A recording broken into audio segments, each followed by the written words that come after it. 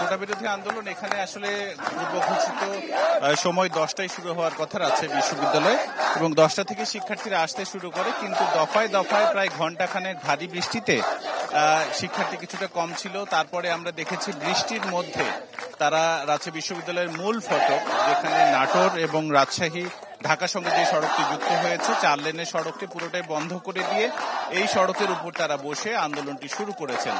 হয়তো আরো প্রায় 20 মিনিটের মতো এই আন্দোলন চলবে। তবে এর ফলে আসলে এই সড়কটির প্রায় 1.5 কিলোমিটার জুড়ে কোনো যানবাহন চলছে না। বাইপাস দিয়ে সব যানবাহনগুলোকে ঢাকা কিংবা নাটোরের দিকে যেতে হচ্ছে। এখন তাদের যেটি দাবি 2018 সালে যেটি সমাধান হয়ে গেছে সেটি আবারও নতুন করে কেন সামনের দিকে আনা হচ্ছে, এবং এই কোটা পুনর্বহালের যে ব্যবস্থা নেওয়া হয়েছে সেটির বিপক্ষে, এবং তারা চাইছে কোটার সংস্কার এবং সকলের সমান সমতা, এবং এই যে বৈষম্য সেই বৈষম্যের বিষয়ে তারা সোচ্চার, এবং তারা বলছেন যতদিন পর্যন্ত এই বৈষম্যের সমাধান না করবে সরকার ততদিন পর্যন্ত আসলে তারা এই আন্দোলনটি চালিয়ে যাবেন। এবং আমরা দেখেছিলাম কোরবানির আগে রাজশাহী বিশ্ববিদ্যালয়ের ভেতরে একটি বড় আন্দোলনে তারা অংশ নিয়েছিল, এবং এবারে রাজশাহী বিশ্ববিদ্যালয়ের ঠিক ফটকের সামনে সড়কে তারা অবস্থান নিয়েছে, এবং এখানে দফায় দফায় যারা নেতৃস্থানীয় তারা এখানে বক্তব্য দিচ্ছেন।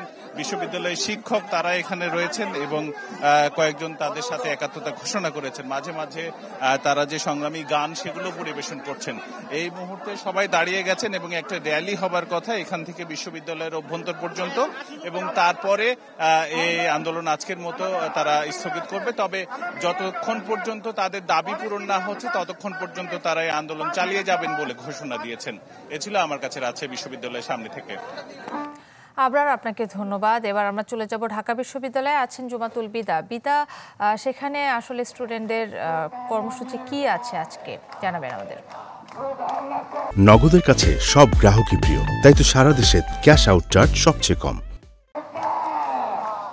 কাকলি রায় শুনানি যখন আজকে ছিল এবং এটি যখন শুনানিটা আসলে বন্ধ করা হয়েছে, সেই তথ্য পাওয়ার পরে কিন্তু শিক্ষার্থীরা আরও ক্ষোভে ফেটে পড়েছেন, এবং তারা কিন্তু তাদের যেই চলমান আন্দোলন ছিল সেটি অব্যাহত এবং তার পাশাপাশি এটিকে দীর্ঘায়িত করারও কিন্তু কথা তারা জানিয়েছেন। ঠিক এই মুহূর্তে তারা লাইব্রেরির সামনে জড়ো হওয়া যেই সাধারণ শিক্ষার্থীরা ছিল তারা মিলেই কিন্তু একটি পদযাত্রায় অংশগ্রহণ করেছেন, এবং ঢাকা বিশ্ববিদ্যালয়ের বিভিন্ন অনুষদ থেকে শুরু করে বিভিন্ন ভবনের সামনে দিয়ে তারা কিন্তু এখন ঢাকা বিশ্ববিদ্যালয় এলাকা থেকে বের হওয়ার পথে কিন্তু এই পদযাত্রা রয়েছে।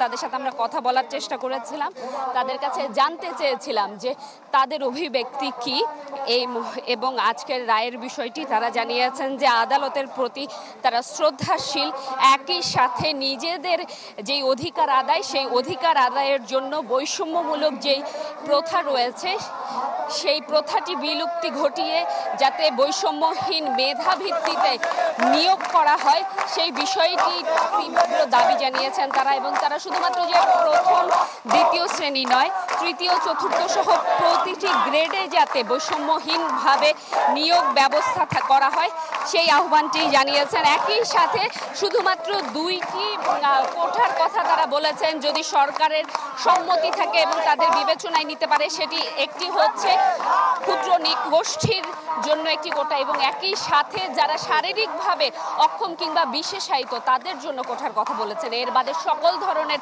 কোঠা বিলুপ্তির কথা বলেছেন, এবং আগামীর প্রজন্ম যাতে এই ধরনের কোঠা ভিত্তিক কোনো ধরনের বৈষম্যের শিকার না হয় তার জন্যই কিন্তু তারা সরকারের প্রতি আহ্বান জানিয়েছেন যে স্মার্ট বাংলাদেশ গড়ার যে প্রত্যয় রয়েছে তার অংশ হিসেবে যাতে এই কোটা পদ্ধতিটা পুরোপুরি বাতিল করা হয়। এই ছিল আমার কাছে এখান থেকে সর্বশেষ